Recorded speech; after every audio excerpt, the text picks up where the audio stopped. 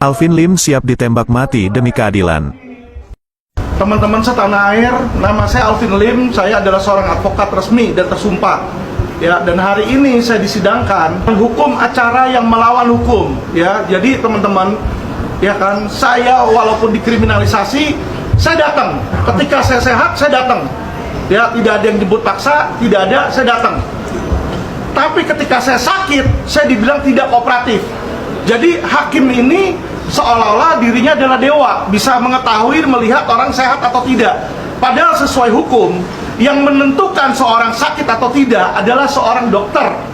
Mereka punya profesi, jadi nggak bisa ngelihat, kamu berdiri, kamu sakit, kamu sehat, oh kamu diabetes, oh kamu jantung, nggak bisa. Dokter itu dia lakukan ketika di depan sidang. Itu bahkan mereka bawa loh dokter dari rumah sakit Adiaksa, 3 orang tim, dan mereka bilang saya sakit, dan dokter sendiri yang bilang saya parah, dan akhirnya dibawa ke ICU di rumah sakit Adiaksa. Itu saya dibilang tidak kooperatif. Jadi mereka bingung kalau ada orang hari ini sakit, besok sehat katanya. Jadi apakah orang itu kalau sakit harus sakit terus mampus? Itu pertanyaan saya. Jadi hari ini kita menjadi saksi bagaimana seorang advokat yang membela masyarakat investasi bodong, penjahatnya dibiarin kabur, advokatnya mau dijeblosin dengan apapun juga caranya. Yang sangat menyedihkan adalah hakim mau melanggar pasal 65, itu dibilang tersangka itu dan terdakwa mempunyai hak untuk menghadirkan saksi yang becas di situ, dan pasal 160 ayat 1 huruf C di KUHP yang berisi bahwa sebelum putusan hakim wajib mendengar saksi adecas yang dihadirkan oleh pengacara di situ ataupun oleh terdakwa. Saya tidak pernah diberikan, saya bilang hari ini saya minta dihadirkan dan ditolak oleh hakim. Nah, itu terus bagaimana? Hakim ini kan di persidangan tempat mencari kebenaran material. Nah, mau mencari kebenaran material tapi tidak disetujui. Nah, kalau memang caranya kayak begitu, nggak mau cari kebenaran, ya kan? Gak usah dituntut 6 tahun, ambil aja pistol, suruh polisi, suruh jaksa, tembak mati aja Alvin Lim, gak apa-apa. Saya serahkan nyawa saya untuk penegakan hukum. Jadi saya keras, bukan karena saya lawyer yang tidak benar, karena saya melihat ada oknum mau melanggar hukum, terang-terangan di siang bolong. Apakah tidak boleh saya sebagai pengacara menegakkan KUHP?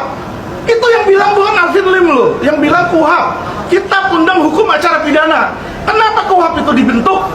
KUHP dibentuk untuk melindungi hak asasi manusia, di mana seseorang ketika menjadi tersangka atau terdakwa, hak-haknya itu banyak yang hilang, teman-teman.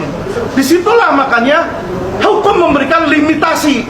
Nah, sekarang Indri Surya bisa dilepasin dari penjara bebas demi hukum, penjahatannya dikasih privilege-nya. Masa seorang advokat yang sudah berbakti bagi masyarakat dan bagi para korban investasi bodong tidak mau diberikan hak untuk menghadirkan saksi yang meringankan saya? Nah, terus apa yang mau dicari di dalam pengadilan? Ya kan? Jadi kita witness sendiri, kita saksikan sendiri bagaimana keadilan itu runtuh di PN Jakarta Selatan. Dan inilah kenapa saya vokal. Saya tidak benci kepada polisi, saya tidak benci kepada jaksa, saya tidak benci kepada kehakiman. Yang saya benci adalah oknum, karena oknum inilah sampah yang merusak institusi yang kita cintai. Ya, Alvin tidak pernah berkhianat. Saya kalau mau kabur, saya bisa kabur ke luar negeri. Tidak kok, saya hadapin. Saya ditahan 9 bulan sampai lepas demi hukum. Apa saya pernah kabur dari penjara? Kok saya dibilang nggak kooperatif? Dan dibilang sudah diberikan kesempatan. Kesempatan dari mana? Kemarin sidang dipaksa aja, bukan dalam waktunya sidang. Yang diberikan saksi dari jaksa kok kayak begitu. Jadi jelas teman-teman di sini ya, bahwa oknum jaksa itu ada pesanan, mungkin oknum hakim juga ada pesanan kalau memang mereka mau seperti itu. Dan bagaimana masyarakat bisa percaya sama pengadilan apabila pengadilan menegakkan hukum dengan cara melawan hukum? Itu pertanyaan saya. Seseorang mengaku dia aparat penegak hukum, tapi dia melanggar hukum. Misalnya ada orang udah menyerah, ya pencuri ditangkap, malah ditembak mati misalnya palanya, kan nggak boleh. Kita nggak boleh menegakkan pro justia dengan cara melawan hukum dan melawan HAM. Karena kalau mereka lakukan itu, tidak ada bedanya mereka dengan penjahat yang mereka adili.